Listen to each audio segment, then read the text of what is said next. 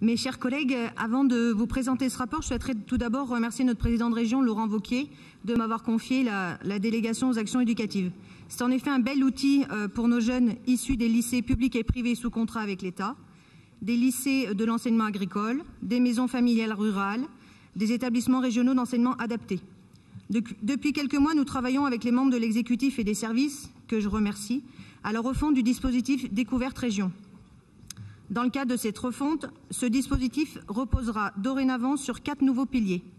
Le premier pilier s'intitule « Fier de son identité régionale, mémoire et patrimoine ».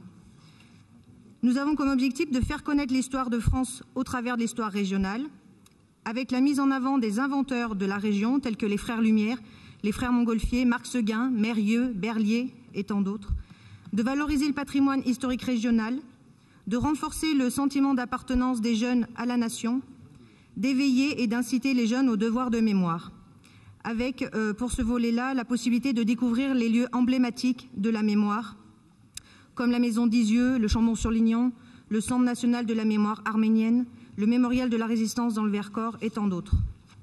Le deuxième pilier s'articule « Valeurs de la République ».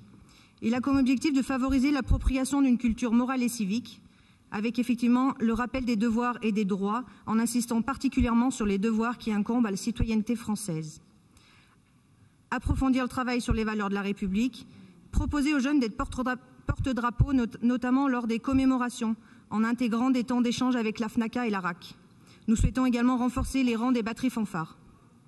Le troisième pilier s'intitule « Volonté d'entreprendre » et dans ce volet-là, nous avons comme objectif de permettre à chaque élève de découvrir le monde de l'entreprise, de sensibiliser les élèves à la connaissance des métiers, notamment ceux qui sont porteurs d'emploi ou en tension, de mettre également en lumière les fleurons de l'industrie régionale, notamment Iveco Bus, Louis Vuitton, Cochard, Hermès, Chamatex, Schneider, Sanofi, les Cloches-Paccard et bien sûr tant d'autres.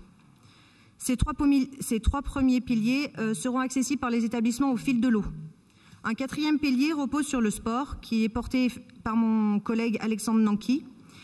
Et puis sur ce volet-là, l'objectif majeur est de soutenir le développement de la pratique sportive d'excellence et de valoriser la tenue d'événements sportifs internationaux, y compris des personnes en situation de handicap et des valeurs éducatives du sport, avec possiblement pour les jeunes de pouvoir accéder au Global Games de Vichy en 2022 et Paris 2024 pour les Jeux paralympiques également. Dans le cadre de cette refonte, nous avons souhaité mettre aussi des dispositifs et des leviers pour les mettre en place. Le premier levier sera une simplification du process de demande pour les établissements. Avec précédemment, il y avait 26 rubriques à renseigner. Aujourd'hui, il n'y en aura plus que 7. Nous souhaitons effectivement aussi privilégier les actions se déroulant sur le territoire régional. Nous souhaitons permettre un accompagnement différencié pour les établissements qui sont plutôt éloignés d'un site ou d'un lieu géographiquement. Et ensuite, nous souhaitons renforcer l'impact et la valorisation et la visibilité de l'aide régionale auprès de nos jeunes. Voilà, je vous propose donc, dans le cadre de ce rapport, les 3 points suivants. Un nouvel accompagnement des actions éducatives collectives des lycées, d'approuver le principe d'un nouvel accompagnement des actions éducatives et d'adopter le règlement du dispositif figurant en annexe. Je vous remercie. Merci beaucoup, Madame Ferrand.